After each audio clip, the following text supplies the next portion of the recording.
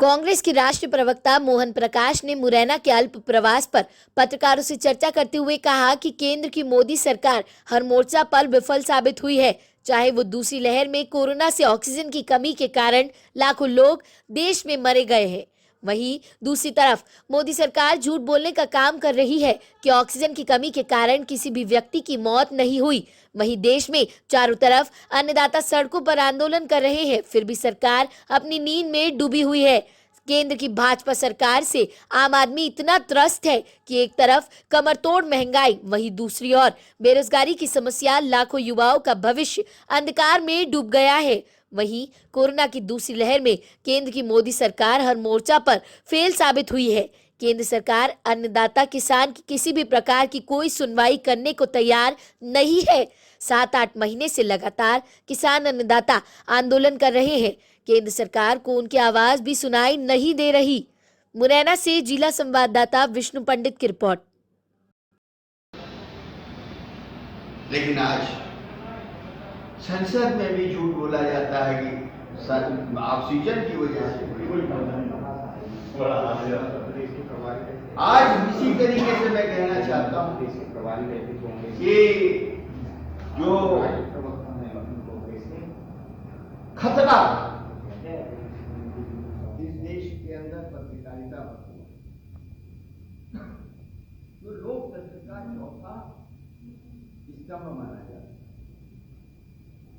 क्यों हो रहा है? ये हमला पहले हुआ रिजर्व बैंक पर, सुप्रीम कोर्ट पर, हमारी शिक्षण संस्थाओं पर, और जब हर क्षेत्र में ये सरकार, हर मोर्चे पर ये सरकार विफल हुई। नौजवान आज इतना फ्रस्ट्रेटेड है, चारों तरफ बेरोजगारी है, चारों तरफ। नया रोजगार छोड़िए, खाली मई से लेकर और अप्रैल के बीच में 2 करोड़ लोगों की नौकरियां चली। इसके पहले भी ये नौकरी खाऊ प्रधानमंत्री है। नोटबंदी में इसने नौकरी खा ली, जीएसटी ने नौकरी खा ली, और कोरोना काल में नौकरी खा ली। ये नौकरी खाओ प्रधानमंत्री है और नौकरी खाओ सरकार है। फसल में उपयोग लेता है, वो हो रही है महंगी, और किसान का जो सवाल, जो किसान जो बेचता है, वो हो रही है सस्ती। 8 महीने से किसान लगातार सड़कों पर है, लेकिन मोदी सरकार को चिंता नहीं। 300 से ज्यादा किसान आंदोलन करते हुए मर गए। इतनी असंवेदनशील सरकार, लाखों लाख लोग मोदी सरकार की आपराधिक लापरवाही की वजह से इस महामारी में मरे। और मैं आपराधिक लापरवाही जब कहता हूं तो उसका कारण है कि न पहले चरण में न दूसरे चरण में जो तैयारी हमको करनी थी कि हम थाली बजवा रहे थे और मोमबत्ती जलवा रहे थे और गो करोना कर रहे थे, अगर उस समय मोदी सरकार ने थोड़ी सी भी तैयारी की होती तो आज लाखों लोग मौत के शिकार नहीं होते, जो तड़प तड़प के मरे हैं, ऑक्सीजन के बिना मरे हैं, सड़क पर मरे हैं, पैदल चलते हुए मरे हैं। उसके अनुसार वहां उत्पादन होता है। लेकिन अगर वो निजी हाथों में जाएगा तो ऐसा क्यों करेगा? उसको तो जहां मुनाफा होगा वहां वो करेगा। दूसरा एक सवाल जुड़ा हुआ है इसी से, एलआईसी इस देश की लाइफलाइन है। हजारों करोड़ रुपया वो सरकार को देती है। कहते हैं जीवन और जीवन के बाद भी, उसको भी सिर्फ इसलिए मोदी सरकार कमजोर कर रही है कि विदेशी जो बीमा कंपनियां हैं वो देश में अपना व्यापार कर सकें। अभी उन्होंने चेयरमैन को हटा दिया, अब वहां सीईओ कर दिया। सीईओ मतलब अब मोदी सरकार जैसा चाहेगी वैसा। शिक्षा 27 केंद्रीय विश्वविद्यालयों में वाइस चांसलर नहीं, और हम आरोप लगातार उठाते रहे। आज राष्ट्रपति महोदय ने उन 27 में से 12 केंद्रीय विश्वविद्यालयों में वाइस चांसलर नियुक्त की। ये सबूत है।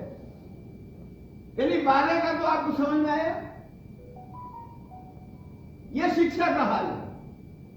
और फिर मैं आपसे कहना चाहता हूं कि इस देश के अंदर मोदी सरकार से जान और माल का खतरा आम लोगों को।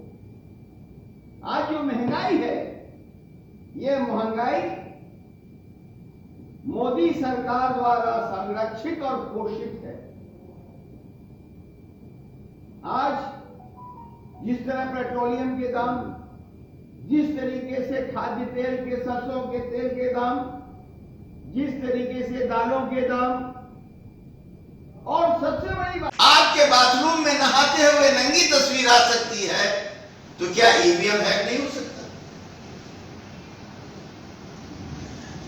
और ये 14 से लगातार हम आरोप लगा रहे हैं। और सुनिए कि 19 के चुनाव के 10 दिन पहले इजराइल के राष्ट्रपति, जो अब अभी अपदस्थ हुए हैं, वो भारत में आए थे। इसका मतलब 19 का पूरा चुनाव पूरी तौर पर विदेशी शक्तियों और इस तरह के सॉफ्टवेयरों द्वारा हैक किया गया। और मैं आपसे कहना चाहता हूं, क्यों कह रहा हूं कि मोदी सरकार कठपुतली सरकार है।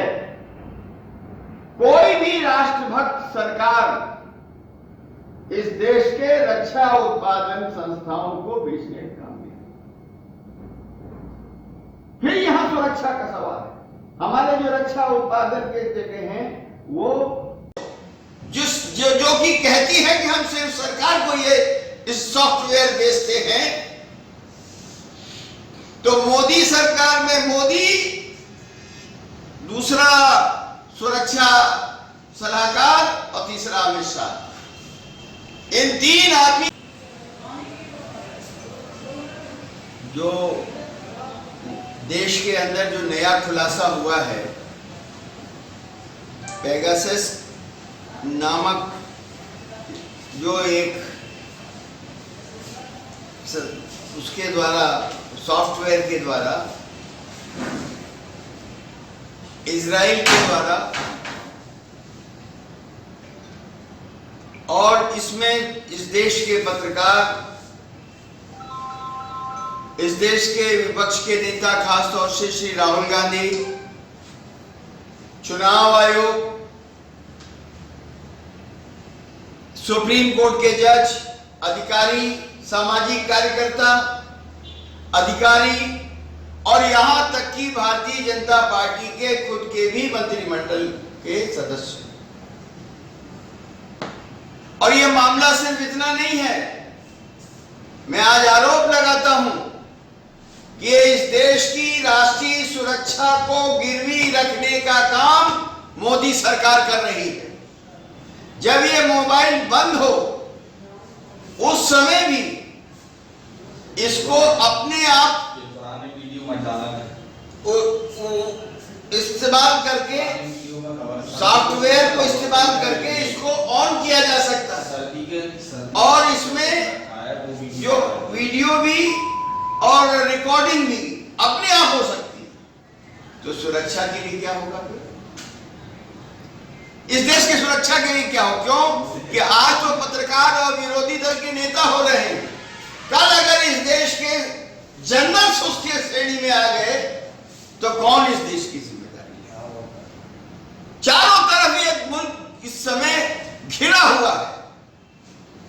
हर पड़ोसी से हमारे संबंध खराब है, और ऐसे समय में तो आप बता दो और किस नया एंगल कौन सा है और विषय दूसरा ले लेंगे। नहीं इशू हम नया ले लेंगे कोई आपको नया चीज दे रही क्या वो भी है बहुत कुछ है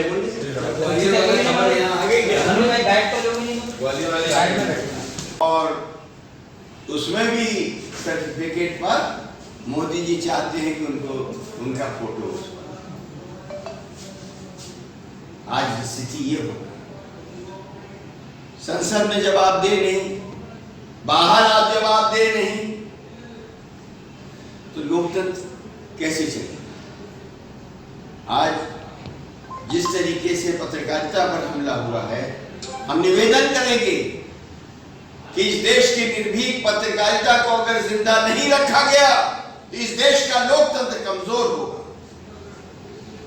और लोकतंत्र के कमजोर होने का मतलब इस देश के आम आदमी का ज्यादा कमजोर होना, गरीब का ज्यादा कमजोर होना। और यही वजह है कि एक एक करके सारी जो लोकतंत्र को मजबूत करने वाली संस्थाएं थी, उन संस्थाओं को पिछले 7 साल में मोदी जी ने कमजोर किया। सुप्रीम कोर्ट के चीफ जस्टिस तक को ब्लैकमेल किया। जिस महिला ने उन पर आरोप लगाया उसके 11 रिश्तेदारों की जासूसी हुई।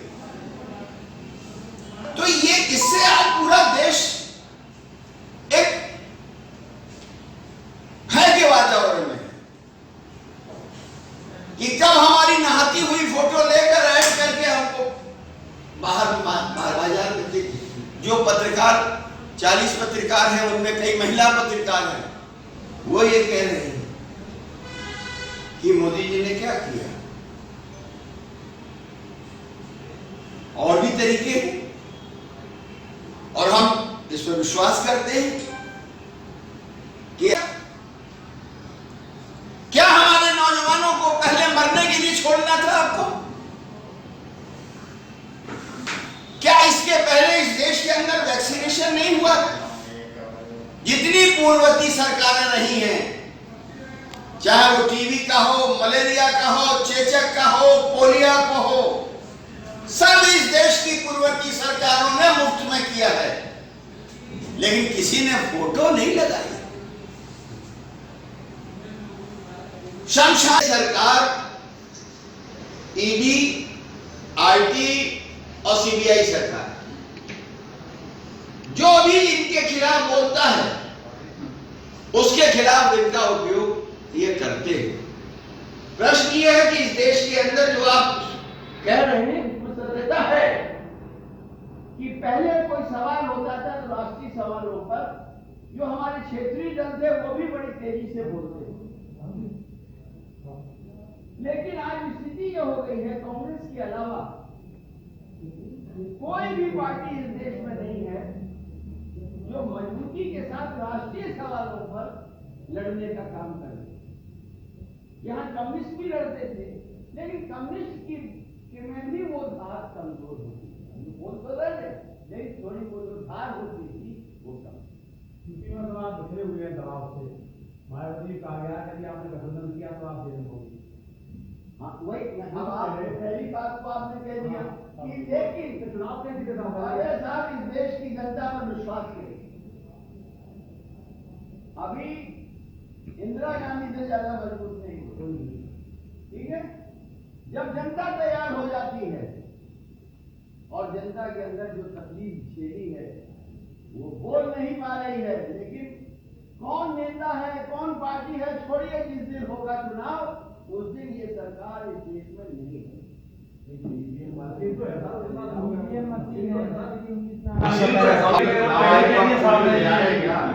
क्या कांग्रेस चुनाव आयोग मैं तो पहले कोरोट का तो आपने देख लिया था क्या था, लेकिन हमने इसीलिए कहा है कि ईवीएम के बारे में चुनाव आयोग स्पष्ट करे।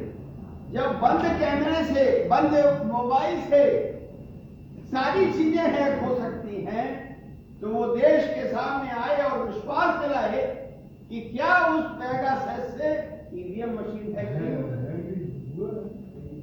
तो इसलिए अब तो मजबूरी होगी चुनाव आयोग की कि उस बारे में, और वजह बताएं कि क्या वजह था कि 19 के चुनाव के 10 दिन पहले, मैं तारीख भी आगे आपको बताऊंगा, कि वो राष्ट्रपति जहां से ये पेगासस सॉफ्टवेयर आया है, वो भारत में मोदी जी के साथ खड़े होकर क्या कर रहा था। कहिए, मैं अभी फोटो दे दूंगा, फोटो लेना चाहे कोई। गंभीर है, न गहराई है, और न इनके पास सोच है हिंदुस्तान की समस्याओं का समाधान करने की।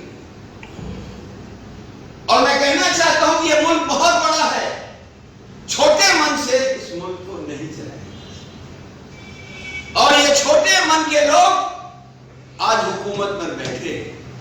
इसलिए इस देश के सारे जो लोग हैं जिनका स्वतंत्रता और जो इनके मूल्यों पर विश्वास है, उन्हें एकजुट होना चाहिए और इस देश की आम नागरिक के जो सारे अधिकार एक एक करके कमजोर किए जा रहे हैं, उनके प्रति आवाज उठानी चाहिए। धन्यवाद। आपने साहब कहा